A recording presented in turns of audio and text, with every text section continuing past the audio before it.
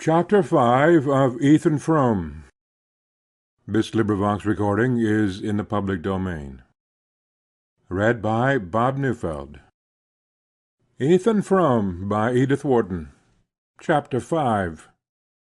They finished supper, and while Mattie cleared the table, Ethan went to look at the cows, and then took a last turn about the house. The earth lay dark under a muffled sky, and the air was so still that now and then he heard a lump of snow come thumping down from a tree far off on the edge of the wood-lot.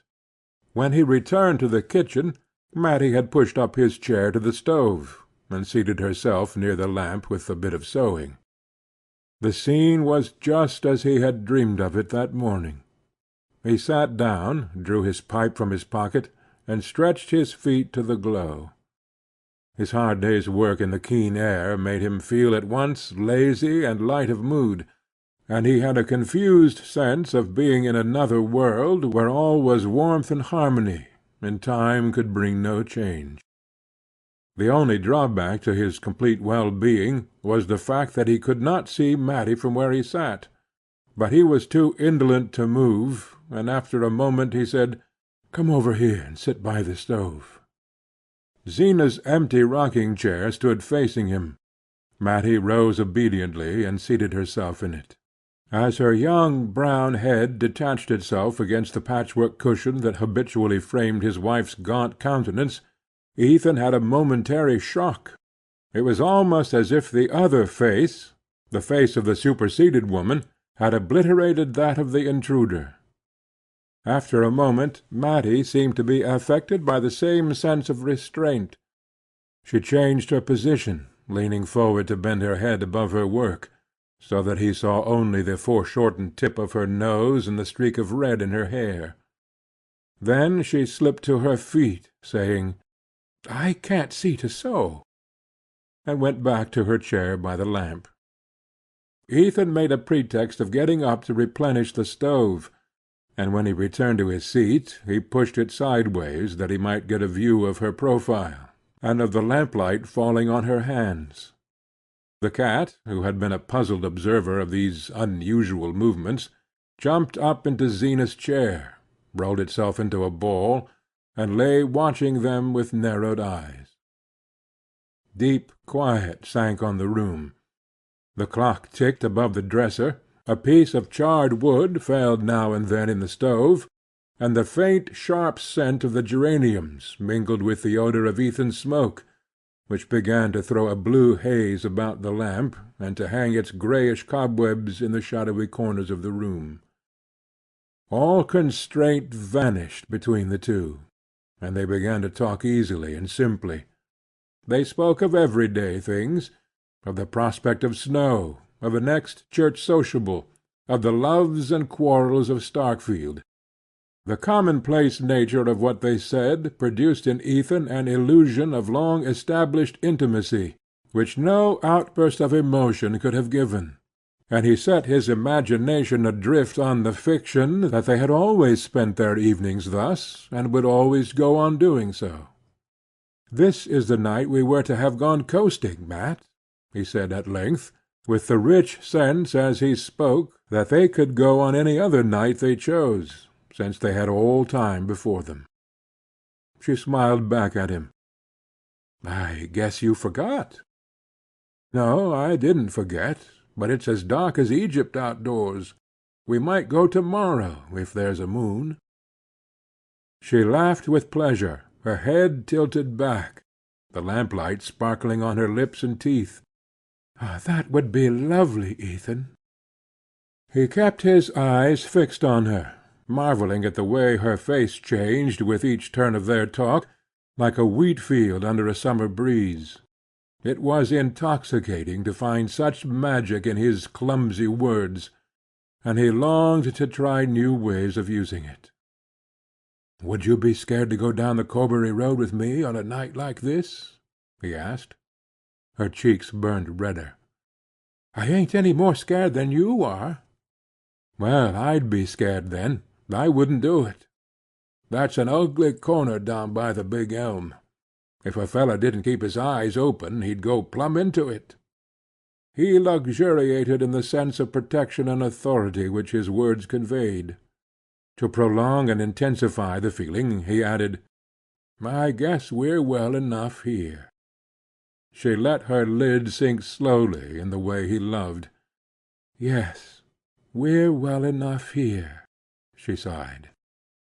Her tone was so sweet that he took the pipe from his mouth and drew his chair up to the table. Leaning forward, he touched the farther end of the strip of brown stuff that she was hemming. "Say, Mat," he began with a smile, "what do you think I saw under the Varnum spruces coming along home just now?" "I saw a friend of yours getting kissed." The words had been on his tongue all the evening, but now that he had spoken them, they struck him as inexpressively vulgar and out of place. Mattie blushed to the roots of her hair, and pulling her needle rapidly twice or thrice through her work, insensibly drawing the end of it away from him. "I suppose it was Ruth and Ned," she said in a low voice, as though he had suddenly touched on something grave. Ethan had imagined that his allusion might open the way to the accepted pleasantries, and these, perhaps, in turn, to a harmless caress, if only a mere touch on her hand. But now he felt as if her blush had set a flaming guard about her. He supposed it was his natural awkwardness that made him feel so.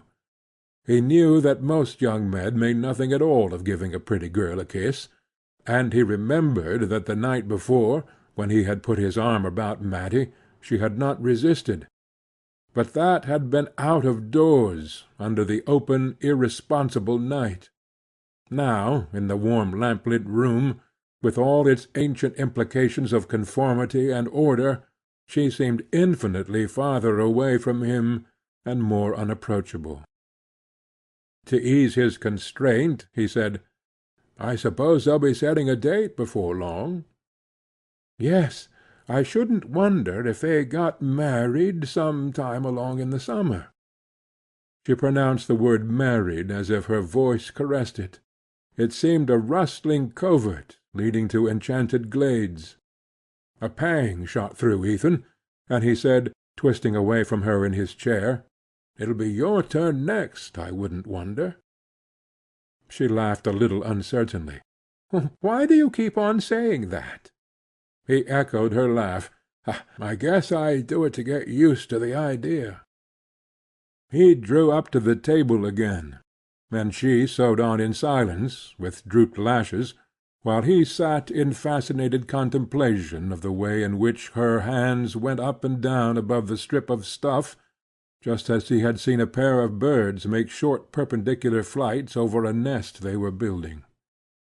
At length, without turning her head or lifting her lids, she said in a low tone, "It's not because you think Zeena's got anything against me, is it?"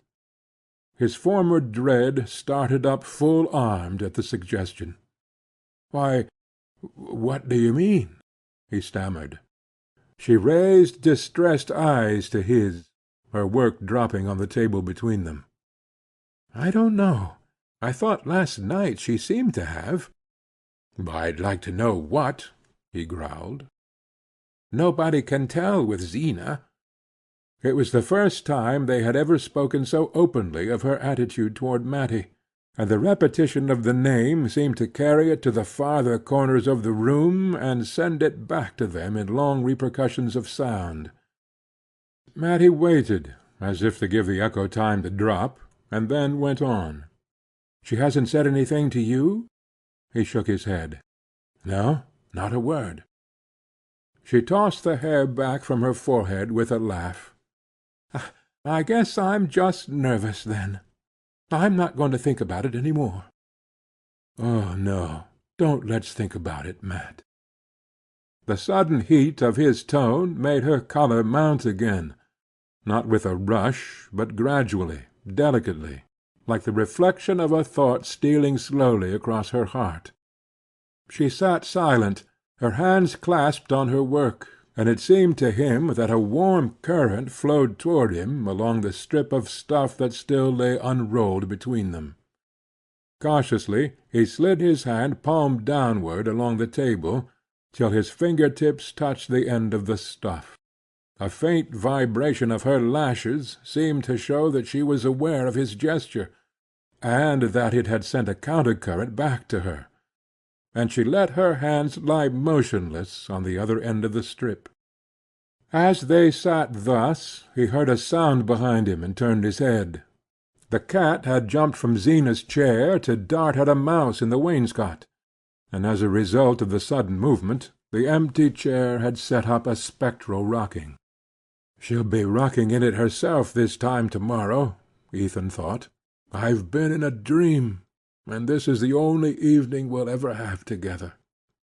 The return to reality was as painful as the return to consciousness after taking an anaesthetic.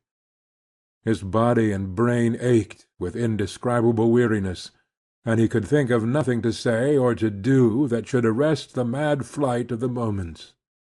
His alteration of mood seemed to have communicated itself to Mattie.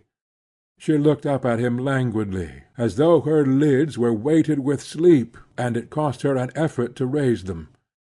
Her glance fell on his hand, which now completely covered the end of her work, and grasped it as if it were a part of herself. He saw a scarcely perceptible tremor cross her face, and without knowing what he did, he stooped his head and kissed a bit of stuff in his hold. As his lips rested on it, he felt it glide slowly from beneath him, and saw that Mattie had risen, and was silently rolling up her work. She fastened it with a pin, and then, finding her thimble and scissors, put them with the roll of stuff into the box covered with fancy paper, which he had once brought to her from Bettsbridge. He stood up also, looking vaguely about the room. The clock above the dresser struck 11. "Is the fire all right?" she asked in a low voice. He opened the door of the stove, and poked aimlessly at the embers. When he raised himself again, he saw that she was dragging toward the stove the old soap-box lined with carpet in which the cat made its bed. Then she recrossed the floor, and lifted two of the geranium pots in her arms, moving them away from the cold window. He followed her, and brought the other geraniums, the hyacinth bulbs in a cracked custard bowl, and the German ivy trained over an old croquet hoop. When these nightly duties were performed, there was nothing left to do but to bring in the tin candlestick from the passage, light the candle, and blow out the lamp. Ethan put the candlestick in Mattie's hand, and she went out of the kitchen ahead of him, the light that she carried before her making her dark hair look like a drift of mist on the moon. "Good night, Mat," he said, as she put her foot on the first step of the stairs. She turned and looked at him a moment. "Good night, Ethan," she answered, and went up. When the door of her room had closed on her, he remembered that he had not even touched her hand. Chapter 5